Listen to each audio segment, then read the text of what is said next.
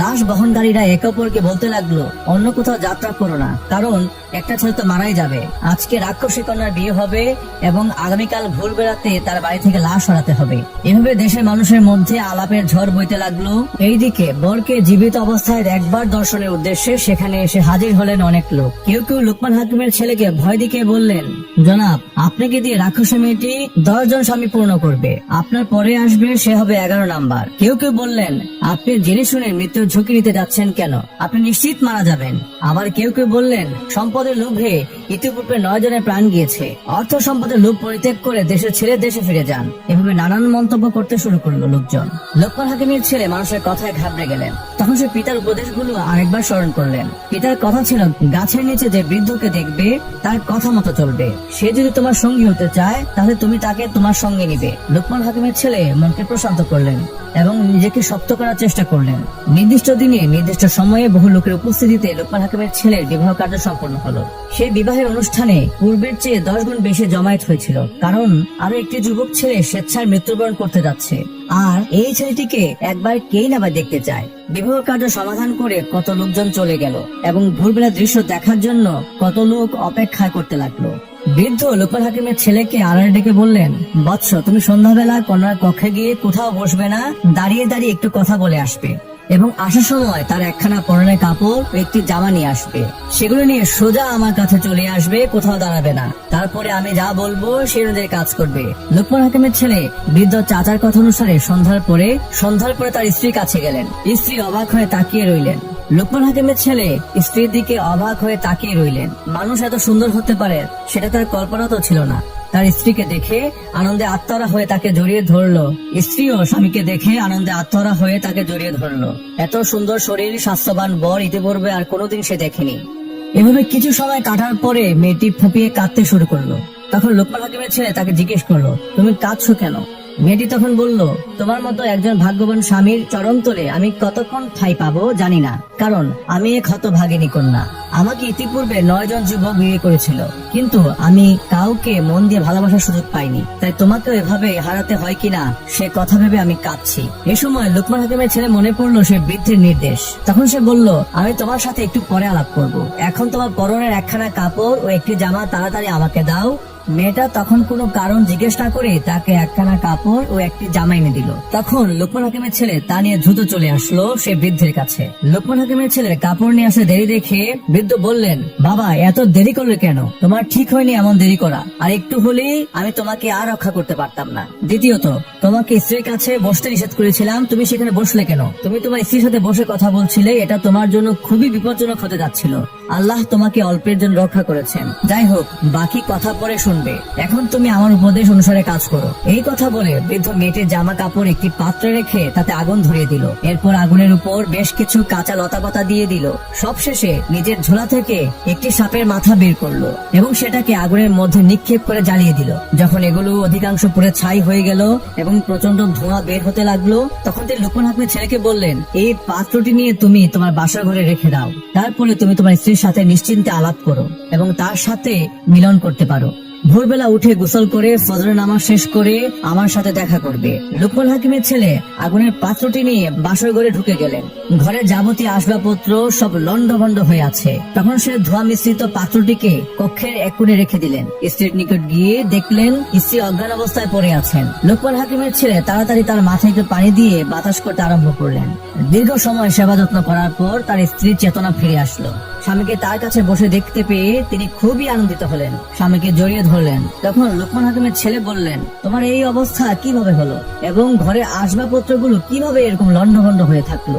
তখন তার স্ত্রী বললেন, আপনি ঘর থেকে বেরিয়ে যাওয়ার পরে একটি বিরাট দৈত্য আমার ঘরে এসে উপস্থিত হলো। সে আমাকে উপরে তুলে ধরলো এবং আমি অজ্ঞান হয়ে পড়ি। তারপর কি হয়েছে আমি কিছু জানি না। লোকমান হাকিমের ছেলে বলল, এটাই ছিল তোমার শেষ বিপদ। আল্লাহর রহমতে আগামীতে তোমার এমন কোনো বিপদ হবে না। এই বলে তারা প্রাণ ভরে কথাবার্তা বলতে আরম্ভ করলেন। হৃদয়ে ভালোবাসা আদান প্রদান করে সবশেষে তারা মিলন করলেন। রাত শেষে গোসল করে উভয়ে ফজর নামাজ আদায় করলেন। অতঃপর সূর্যোদয়ের সাথে সাথে হযরত লোকমান হাকিমের ছেলে ঘর থেকে বের হয়ে সে বৃদ্ধ চাচার নিকট রওনা করলেন। তখন পথে বসে থাকা লাশ বহনকারীদের সাথে তার সাক্ষাৎ হলো। তারা বলল, হুজুর আপনি কি ওই রাক্ষসী কন্যার স্বামী নন? তখন লোকমান হাকিমের ছেলে বললেন, হ্যাঁ তোমরা ঠিকই বলেছ।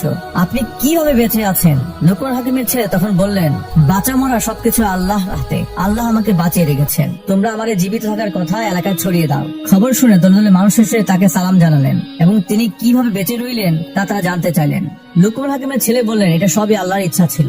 অতঃপর লোকমান হাকিমের ছেলে বৃদ্ধ চাচার কাছে গিয়ে সমস্ত ঘটনা খুলে বললেন। বৃদ্ধ চাচা তাকে বললেন, এই যুবতীর প্রতি একটি শক্তিশালী জিনের আসর ছিল।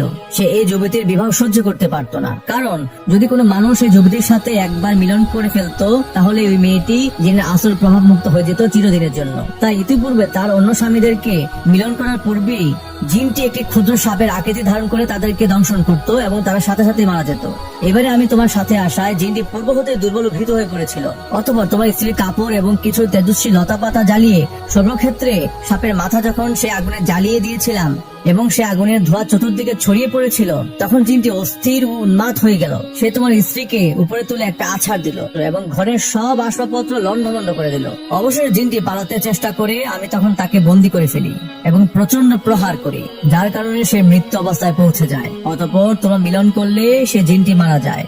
আর কোনোদিন তোমার স্ত্রীর সাথে এরকম ঘটনা ঘটবে না এবং কোনো জিন তোমার স্ত্রী ক্ষতি করতে পারবে না।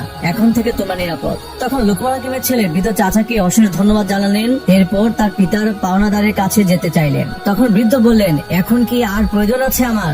লোকমান হাকিমের ছেলে বললেন, আপনি ছাড়া আমি কখনোই বাড়ি ফিরবো না। আপনি আমার জন্য আল্লাহর রহমত। আর যে কত বিপদ আছে তা আমি জানি না।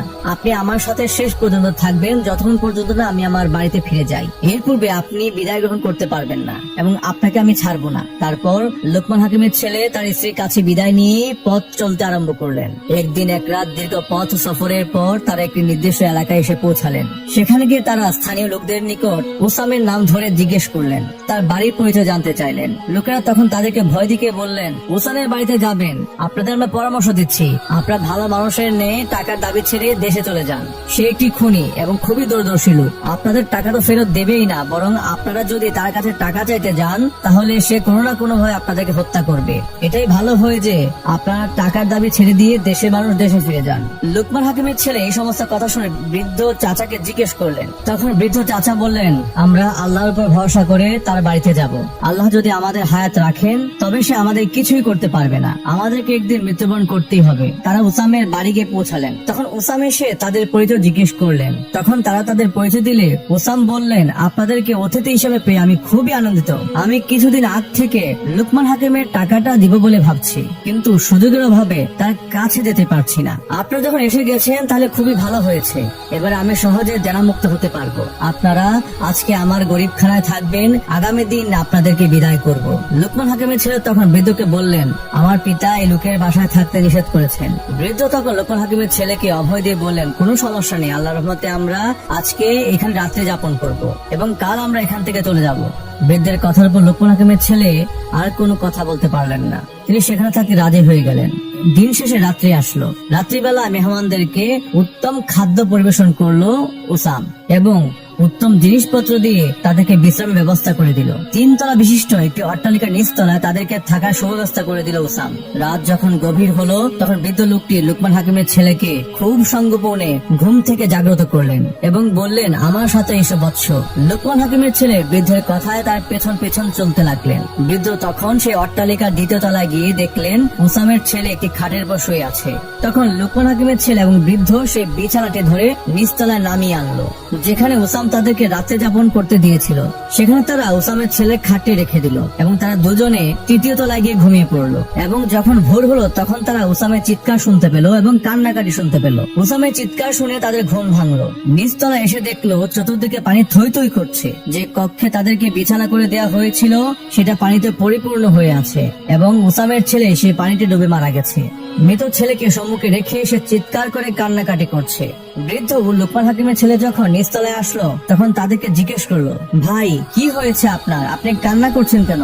ওসাম তখন বলল, আমাকে উপযুক্ত শিক্ষা দিয়েছেন আপনারা এত দূরদর্শী তা আমি আগে ভাবতে পারিনি। আমি আমার এই নিচতলাকে একটি মরণ ফাঁদ হিসেবে ব্যবহার করতাম। রাত্রিবেলা এখানে সমুদ্রের ঢেউ এসে পানিতে কক্ষটি ডুবে যেত। গভীর রাতে আমি সম্মুখের দরজাটি বন্ধ করে রেখে যাই, যাতে এই কক্ষে শয়নকালে লোকজন বের হতে না পারে এবং পানিতে ডুবে মারা যায়। আজকে আপনারা দরজা বন্ধ করার পূর্বে এখান থেকে সরে গিয়ে আমার ছেলেকে সেখানে রেখে দিয়েছিলেন, আর আমিও দরজাটি বন্ধ করে দিয়েছিলাম। আমি জানতাম না আপনাদের কক্ষে আমার ছেলে শায়িত আছে। আমি জীবনে বহু পাওনাদারকে এভাবে হত্যা করেছি। শেষ পর্যন্ত আজকে আমি আমার পাপের প্রতিফল পেলাম। পেয়েছি। আমি আজ থেকে তওবা করলাম, বাকি জীবনে আমি এই গর্হিত কাজ আর কখনোই করব না। আল্লাহ আমাকে উপযুক্ত শাস্তি দিয়েছেন।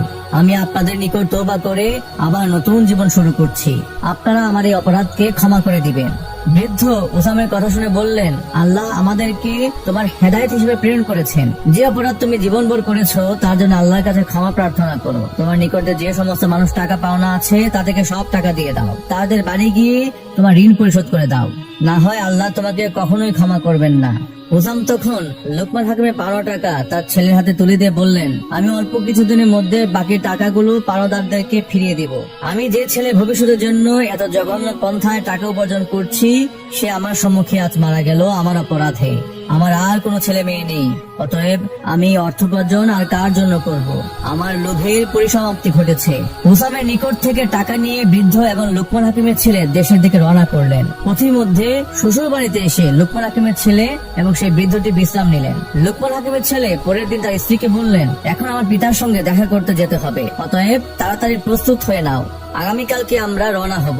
তখন স্ত্রী বললেন, সবই ঠিক আছে, কিন্তু আমার এই বিশাল সম্পদের দায়িত্বভার আমি কার কাছে রেখে যাব? তখন লোকমান হাকিমের ছেলে বললেন, তোমাদের চাচা আমার কাছে বিয়ের প্রস্তাব নিয়ে গিয়েছিলেন, তাকে এই সকল দায়িত্ব দিয়ে দাও। তখন লোকমান হাকিমের ছেলের স্ত্রী তাকে বললেন, সম্পদের সকল দায়িত্ব তার চাচার কাছে অর্পণ করলেন। বিবাহে পাওয়া উপহার, অলংকার, কাপড় চোপড় এবং টাকা পয়সা নিয়ে তারা সকালে দেশের উদ্দেশ্যে রওনা হলেন। একদিন এক রাত দীর্ঘ পথ অতিক্রম করার পর দেশে এসে পৌঁছালেন। বাড়ি থেকে কিছুটা দূরে থাকাকালীন সময়ে বৃদ্ধ বললেন, বৎস, এবার আমাকে বিদায় করো। লোকমান হাকিমের ছেলে তখন বললেন, আপনি আমাকে যে সকল বাধা বিপদের হাত থেকে রক্ষা করেছেন, আমি কিভাবে আপনাকে ধন্যবাদ জানাবো তা আমার জানা নেই। আল্লাহ আপনার উপর রহম করুন।